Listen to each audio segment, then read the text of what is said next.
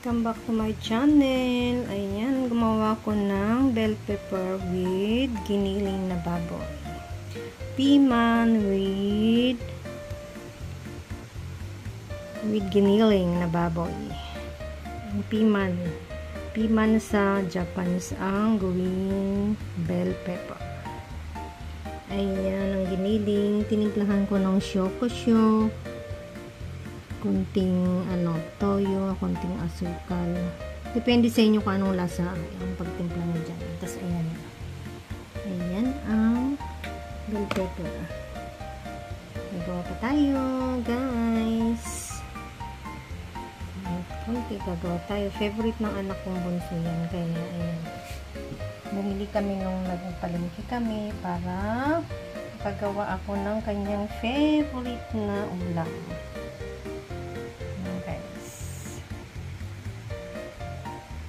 Ano siya, guys. Isa-isahan na natin ilagay.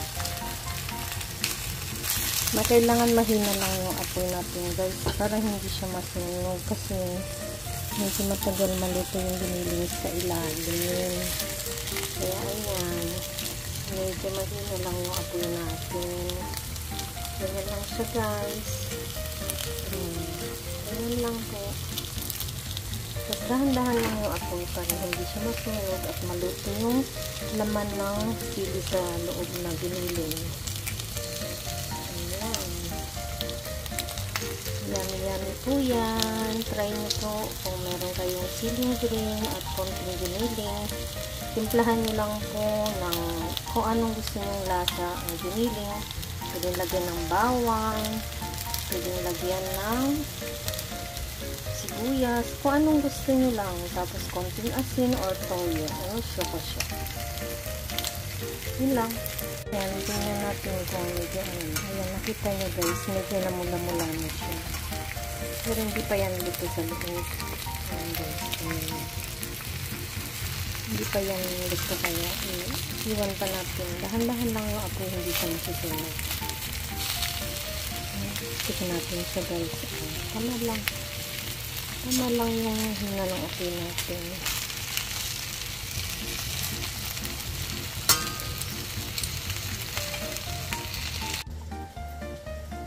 Ayan ang giniling.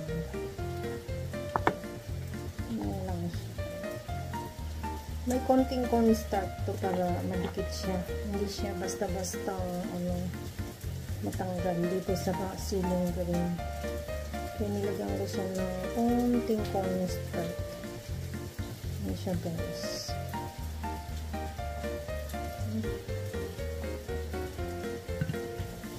Ang sarap nito talaga. Favorite talaga ng mga anak ko. Ayan siya.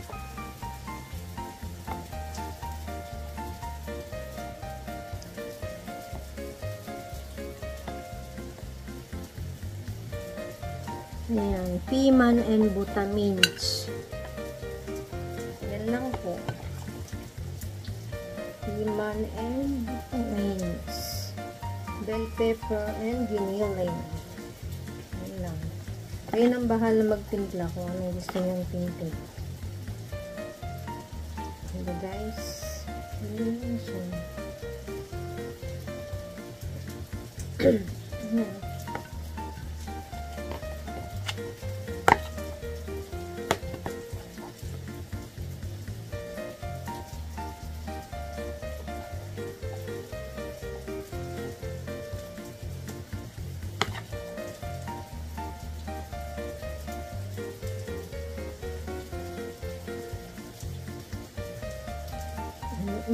Ayan, pag di kumakain ng mga anak nyo ng bell pepper, ayan, lagyan nyo ng giniling tapos iluto nyo ng ganito, kakain sila kasi mga anak ko ganyan nung may giniling yung loob ng siling green, ayan, favorite na nila. Pero pag pure lang na iluto yan, naku, kahirapan ng kain yan. Alam nyo naman yung mga bata ayaw nila ng mga gulay. Gawa natin ng paraan para makakain nila yung gulay. Ganyan lang siya, guys.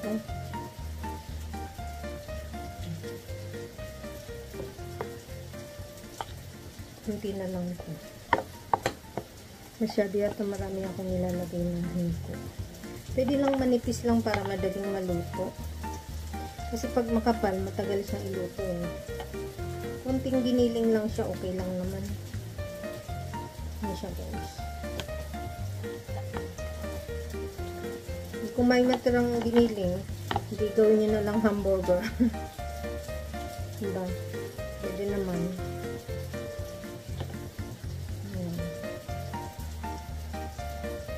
Nipisan ko lang para madaling maluto. Habang nakasalang yung unang salang, ito, nilalagay ko lang pang ganito. Ang dali lang siya. Ayan guys. Tingnan muna natin yung niluluto natin. Ayan guys, tingnan natin. Ayan, maluluto na siya. Pero mahina pa yung apoy, hindi pa pwede. Mga 2 minutes pa siguro to. Kasi hinanaan ko talaga yung apoy niya para hindi siya masunog. Ayan. Hindi pa siya gaano. Maganda nga yan, matagal siyang iluto para hindi siya masunog. Dahan-dahan lang yung apoy. Tingnan niyo. Okay pa siya. Hindi pa pwede. Konti pa. At least maluluto talaga yung loob niya. Diba guys? Ayan. Hindi pa siya gaano. Konting ano pa. Dahan-dahan lang. Ang sarap ng amoy. Ayan guys. Ayan. Marami-rami na rin siya.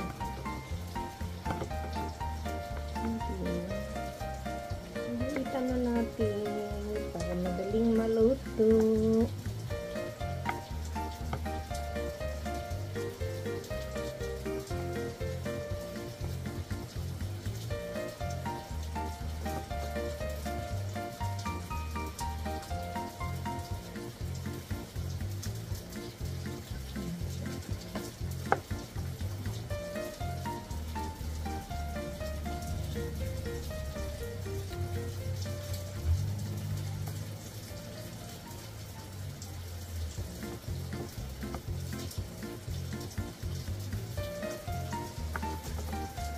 Love shout out sa lahat dyan ang nanonood lagi sa akin.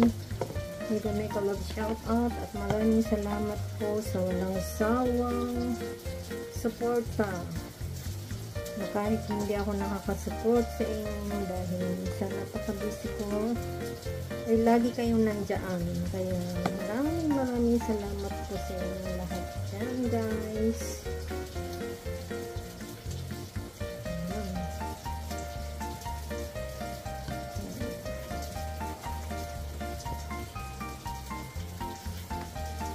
Kunti na lang.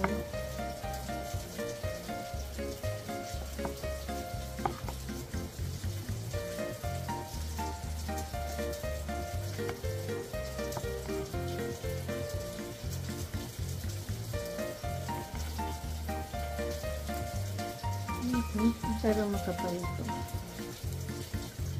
Medyo makapal ito. Umpisa natin.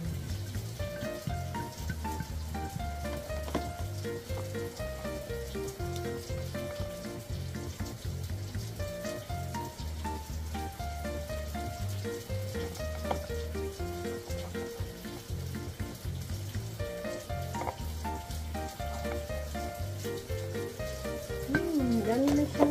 May 5 piraso na lang. Kunti na lang pala po. Paano yan? Bawasan natin ito masyadong makapal. Kasi pag masyadong makapal, hindi siya maluluto basta-basta. Kasya ka naman ito. Kasya ito sa lima. Pagkasyahin. Ito may naman sa loob. Guys.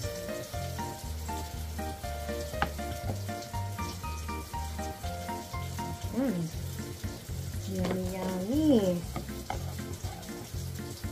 Guys, yummy to. Pag natikman niya yan, itry nyo guys. Promise, masarap talaga siya.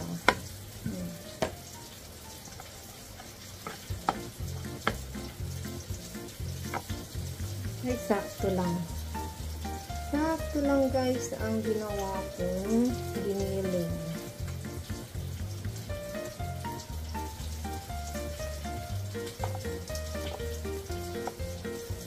Yan.